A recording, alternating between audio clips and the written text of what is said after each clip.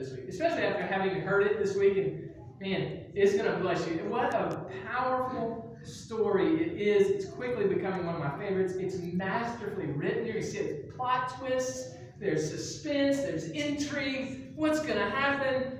Oh, it's all right. Let's just get into it. All right, chapter 3. I'm going to read from verses 8 through 15. We're jumping in the middle. We're gonna go back, but this is what we're going to read to get us started off. This is where we see the big conflict, right? This is kind of the big rut-row moment. All right, Esther 3, verse 8. I know that's the middle paragraph. In the first part, Haman's consulting with demons, right? He's casting lots to figure out when he's going to hatch his plot. Verse 8, then Haman said to King Ahasuerus, there is a certain people, notice he does not say who they are, there is a certain people scattered abroad and dispersed among the peoples in all the provinces of your kingdom. So they're everywhere. Their laws are different from those of every other people, and they do not keep the king's laws, so that it is not to the king's profit to tolerate them. If it please the king, let it be decreed that they be destroyed, and I will pay 10,000 talents of silver into the hands of those who have charge of the king's business, that they may put it into the king's treasuries. So the king took his signet ring from his hand and gave it to Haman the Agagite, the son of Hammedatha. I don't know if I'm saying that right. The enemy of the Jews. And the king said to Haman, the money is given to you, the people also, to do with them as it seems good to you. Then the king's scribes were summoned on the 13th day of the first month, and an edict, according to all that Haman commanded, was written to the king's satraps and the governors of all the provinces, and to the officials of all the peoples, to every province in its own language. It was written in the name of King Ahasuerus and sealed with the king's signet ring. Letters were sent by couriers to all the king's provinces with instruction to destroy, to kill, and to annihilate all Jews, young and old, women and children, in one day, the 13th day of the 12th month, which is the month of Adar, and to plunder their goods. A copy of the document was to be issued as a decree in every province by proclamation to all the peoples to be ready for that day. The couriers went out hurriedly by order of the king, and a decree was issued in Susa, the citadel. And the king and Haman sat down to drink, but the city of Susa was thrown into confusion. All right. It's bad news right there, right? That's the major conflict of the book. Haman, this villain, is plotting against the Jews, although, again, he doesn't mention them by name there, to King Ahasuerus. Now, he puts it in the letter, but I imagine at that point, the king's like, yeah, just put it in the letter, put whatever you want in the letter, here's my ring, stamp it, I got other things to care for. He trusts Haman, right? Now, the author gives us a little commentary in verse 10 to tell us that Haman is an Agagite, and an enemy of the Jews. Now, that's important, and I'll tell you why. It goes all the way back to the Exodus, when Moses is leading the people out of the promised land. They're in the Exodus, they're wandering, they try to go through the land of the Amalekites. You remember all that, right? They try to go through it, and the Amalekites say, no, you're going to have to go around. Moses is like, come on, just let us pass through. No, you got to go around. Okay, we're going to go around. From that time on, the Amalekites set themselves up as enemies of God's people. Now, if you fast forward to 1 Samuel chapter 15, King Saul attacks who? The Amalekites, right? He attacks the Amalekites. He's supposed to destroy everything. He doesn't. This is that passage where Samuel comes to him finally. He's like, Saul's like, yeah, I did what you said. I obeyed God fully. And Samuel goes, oh yeah, what's that bleating of the sheep that I hear? Saul, they are testimony to your unfaithfulness. Well, I kept them alive. Oh, and I kept also alive King Agag. Right? King Agag. Yeah. So Haman the Agagite is a descendant of that line.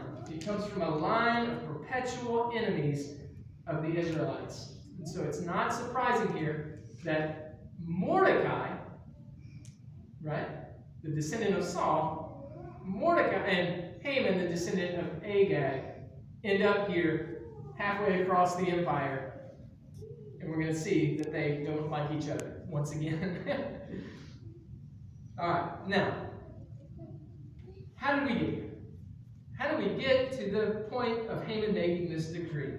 Well, let's go back to chapter 1. You don't have to turn your Bible. I'm just going to tell the story. This will be fun. All right. Chapter 1. King Ahasuerus throws a massive party for his buddies. And the rule of the party is this. You got rules for your parties? We do this, we do this, we're not going to do this. His rule is there is no compulsion. Basically, what he's saying is drink as much as you want. Do whatever you want. This is a party to end all parties. This is for my guys. All right, so that's the party he throws. His queen, Queen Vashti, says, cool, you're going to throw a party for your dudes. I'm going to throw a ladies' party over here. We're going to do the same thing. And so that's what happens. They throw these massive parties in the palace. Day 7 comes along, right? They're feasting. They're merry. They're full of wine. And so Ahasuerus has the fine idea to bring Queen Vashti over from her party to show her off to all of his buddies. She is beautiful in appearance. He wants her he wants to show her off. For whatever reason, whether she does not want to be shown off or she's got her own party to attend to, the Bible doesn't tell us why, but she refuses. She refuses to come when the king calls her, and of course, because he is a king and he's used to everyone obeying him, this does not sit well with him. He is, in fact, enraged, as the Bible puts it, and so he asks his buddies, in a drunken slur, I'm sure, what should I do with her? What should be the consequence of her disobedience? One of his drunk buddies pipes up, it's not just against you that she sins, O king. She has sinned against every husband in the empire, because they will hear of her disobedience and they will say, if Queen Vashti doesn't have to obey her husband, then I don't either. You should act swiftly. Since this is impeccable logic, King Ahasuerus says, I think you're right. And so he strips her of her crown and banishes her, and she is never to be heard from again. All right. Well, a few weeks go by. He sobers up. He misses her, we'll call it companionship. And so he says, I should find another wife. And so that's what he does. He basically organizes, or has his people organize a beauty contest. Let's have Miss Universe here, Miss Persia, and the winner of this wonderful pageant, will get to be my wife. Oh, good and gracious king. That's what happens. He throws a beauty pageant. That's where we meet Mordecai and Esther, because Esther is gorgeous. She is beautiful. She's chosen to be in the contest, right? He sends out his servants, go and find beautiful women, bring them back, and they will be in the contest. So they go out. They see Esther. Esther's beautiful. They bring her in. She's in the contest. And immediately she makes an impression. The first person she makes an impression on is the king's servant, Haggai. She wins favor in his eyes. He's like, this is the winner, and so here's what I'm going to do. I'm going to give her all the best beauty supplies. I'm going to give her all the best treatment. I'm going to put her near the end of the pageant so that she has the most time to let the beauty oils do their work, and the Lumi Spa to take her wrinkles away, and all those things. And this is what's going to happen. She's going to be gorgeous. She's going to be beautiful. And not only that, but I'm going to give her insider tips on how to behave so that she is, so that she's not annoying to the king, right? So anyway, that's what he does. Haggai loves her. She finds favor. She gives her the best makeup and all the insider information to win the contest. When it's her turn to appear before the king, he is equally impressed.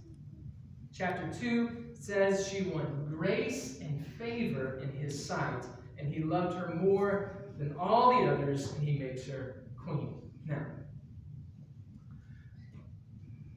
do you really think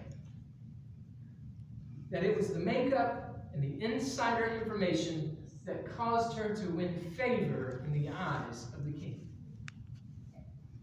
I'm just going to take a step back and remind you, because in my storytelling, I skipped over an important part of my notes.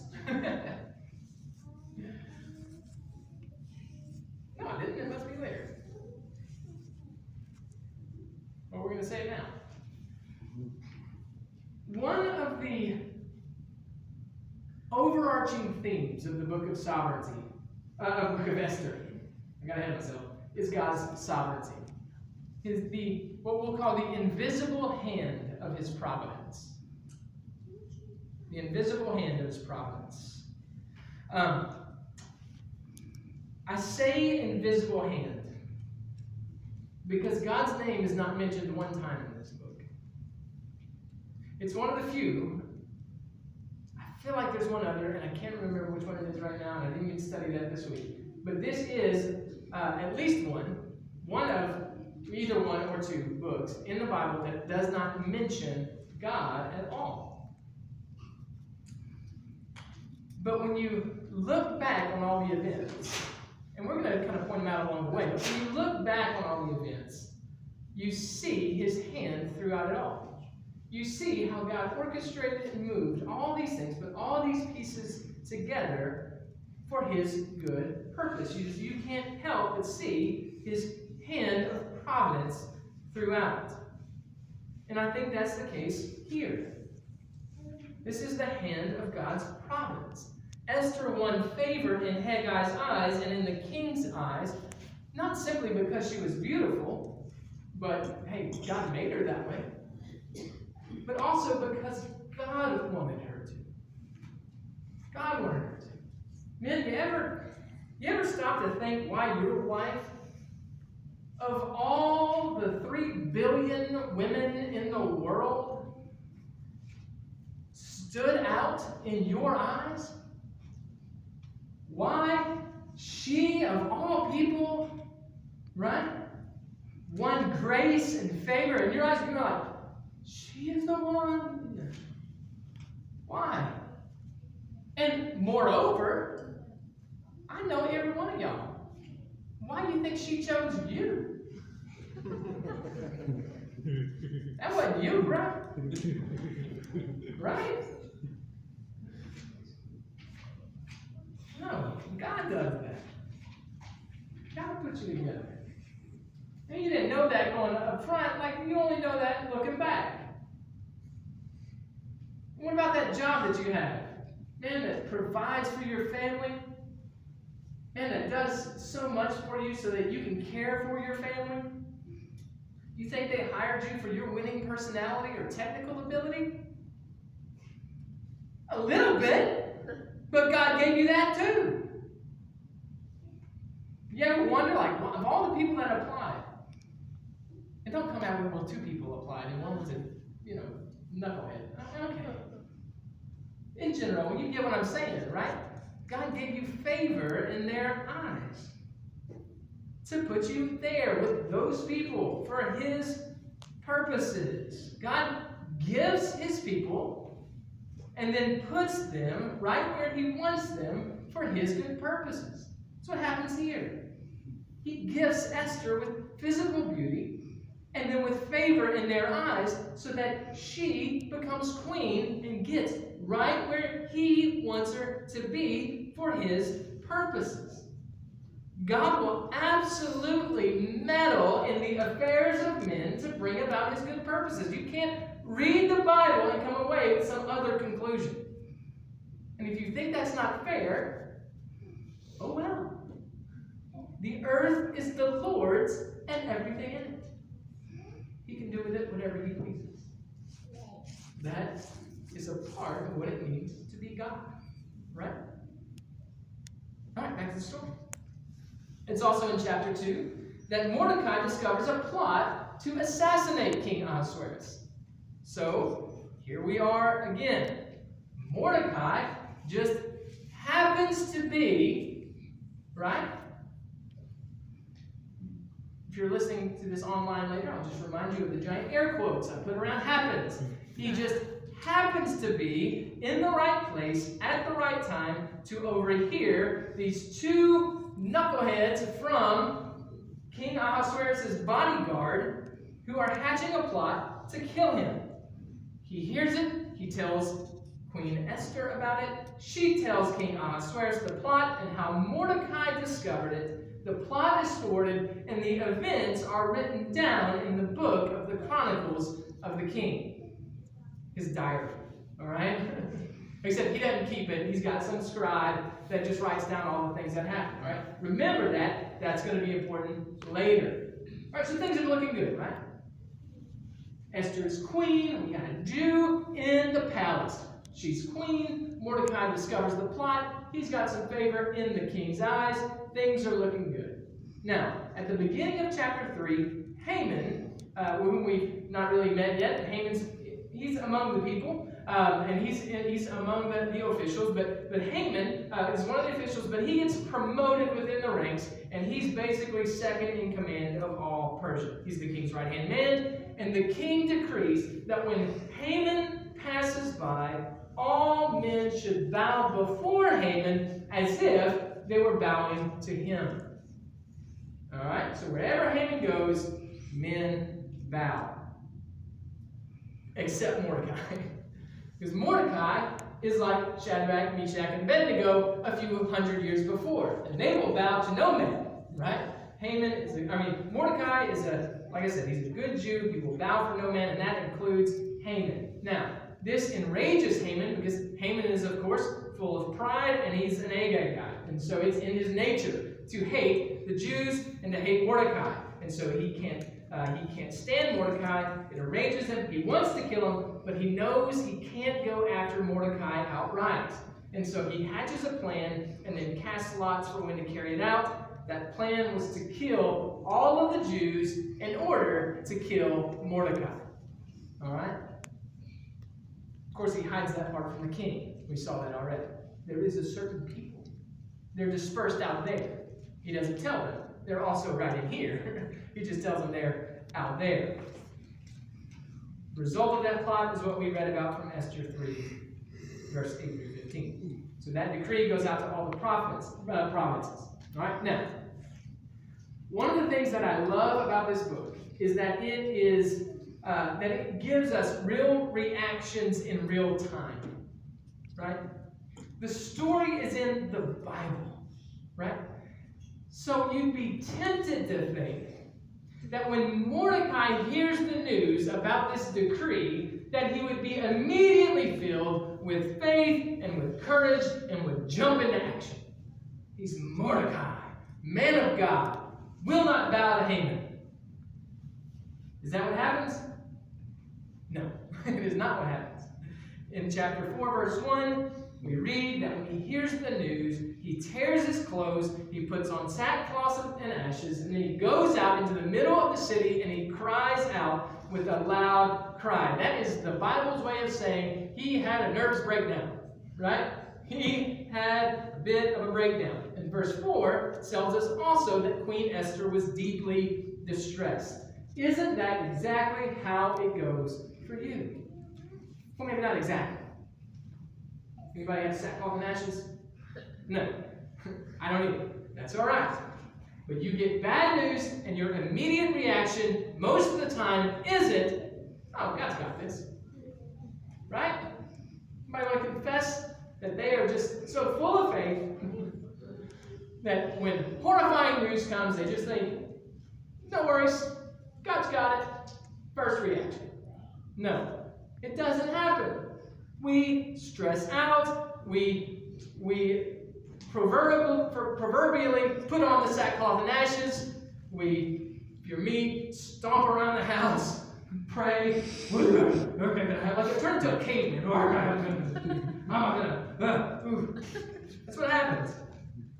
We do that. We stress out. Listen, we got to be reminded. We've got to be reminded of the promises of God.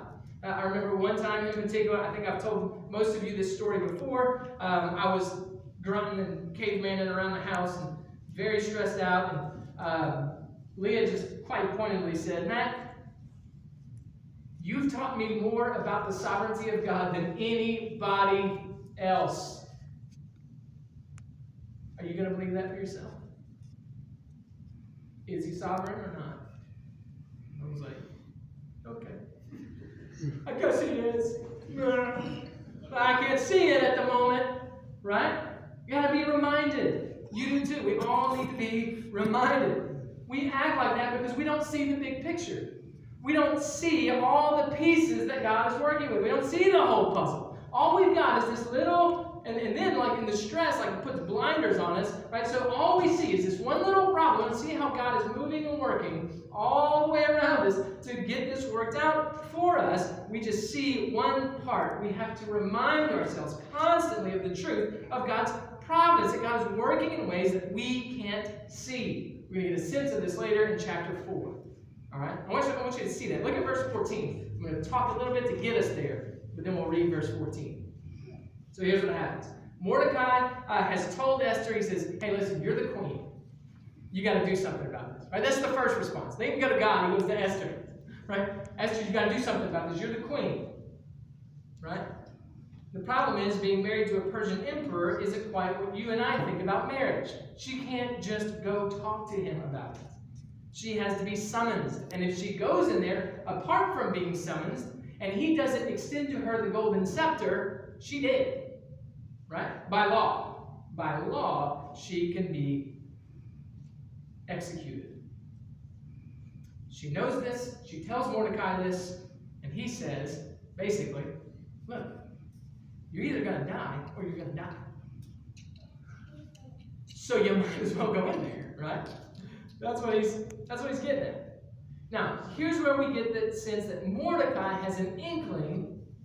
And don't we do this? Like sometimes I'm like, maybe God is up to something. Like after we stress out, freak out, attempt another plan, tell Esther, you tell him, we'll do that. Okay, maybe this will work. Then we're like, maybe God is up to something. Right? We've got to go through that cycle. Maybe God is up to something. Look at verse 14. For if you keep silent at this time, relief and deliverance, what's that word? Is it may? I caught y'all not looking at it. Will. Relief and deliverance will come. It will rise for the Jews from another place, but you and your father's house will perish. Once the initial shock wears off, Mordecai prays about it, reflects on who God is and what he's done in the past.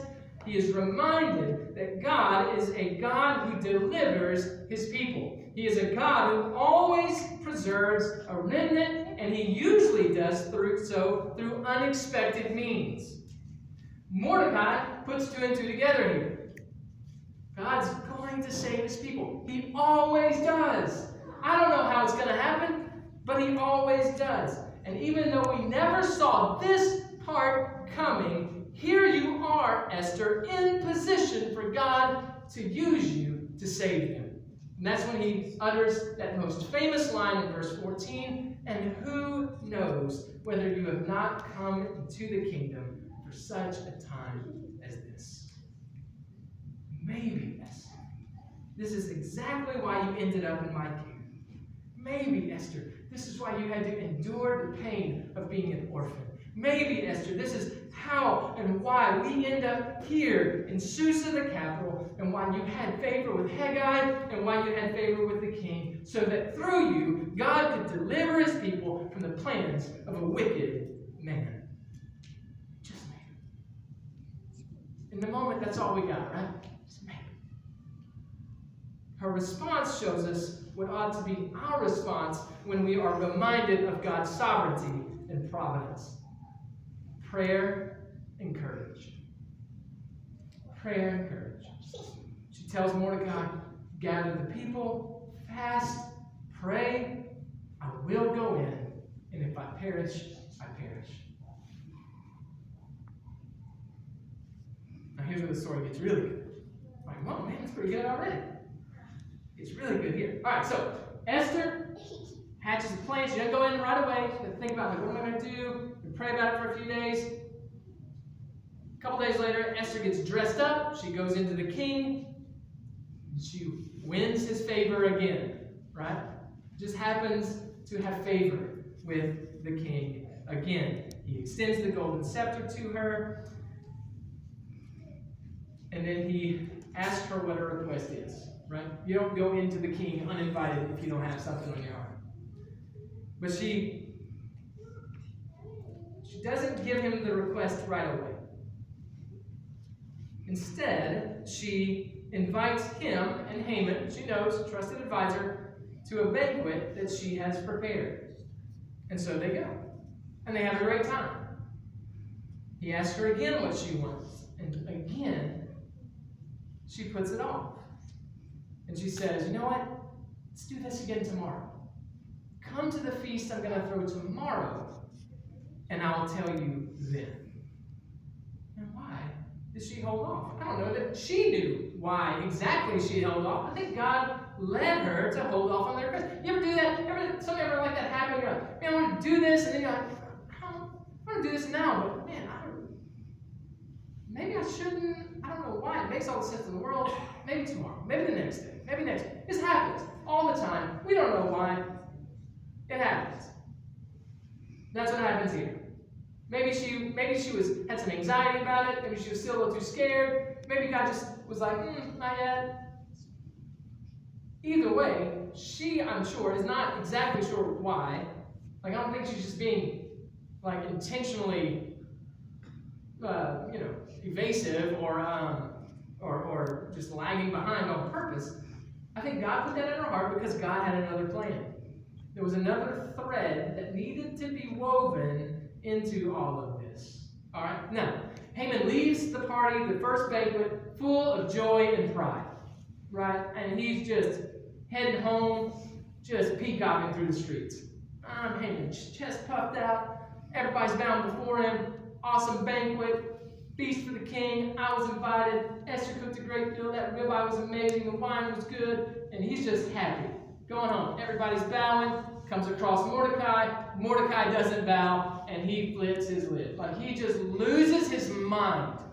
Right? That's what happens, right? The higher they are, the harder they fall. That's what happens. Pride's up here. Mordecai's like, nah, bruh. And he hates him. He hates him. And so he goes home. He whines to his wife and buddies. I had a great time. Mordecai wouldn't bow to me. Right? And so finally his wife, I think, had enough and was just like, dude, just build a gallows and hang him. Right? I'm tired of listening to you whine about Mordecai. Just hang the dude already. Great idea. So he does. Builds a 50-foot gallows in his backyard for Mordecai. So again, right when things are starting to look up, right? Haman plots more evil. That very night, King Ahasuerus can't sleep.